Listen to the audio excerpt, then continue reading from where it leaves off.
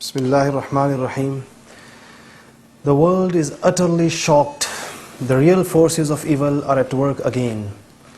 Alas, the so-called civilized world has become a tool in the hands of those who are conspiring against the greatest personality the human community has ever known. The reprinting of the blasphemous caricatures has caused much pain and grief in the civilized world, and a great deal of resentment and anger in the Muslim world.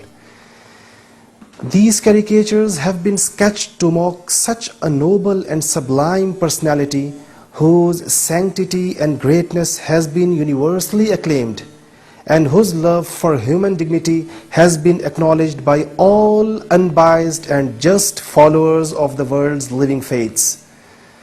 The hands behind these cartoons aim not only at defaming that noble human being who had been sent to teach the humanity the lessons of love and affection, peace and tolerance, but at disrupting peace and creating chaos in the world. Is it not a shame to offend, in the name of freedom, a personality who has been a mercy to the entire universe and who imparted throughout his life lessons of benevolence, love and tolerance? By insulting the last member of the sacred chain of prophets sent by Almighty Allah for guidance of humanity, the conspirators have indeed insulted all the prophets, including Jesus ﷺ and Moses ﷺ, who gave in their scriptures the glad tidings of his blessed arrival. Allah Almighty took a pledge from Jesus ﷺ and Moses ﷺ and their followers to support Hazrat Muhammad's prophethood wherever he is sent and to obey his teachings. But alas, today the so-called followers of these two holy prophets leave no stone unturned in defaming the most sacred personality of the holy chain of prophethood. Have these shameless, abject and ill-minded cartoonists thought for a single moment what they have given to this world? Hasn't this dirty act of theirs destabilized peace in the world? How much has this immoral act served the humanity? How much has this shameless act distressed the hearts of millions of people? Don't they know the extent of love of the Muslims for their Prophet? Don't they know that they have rekindled this love even in the hearts of the weakest Muslims?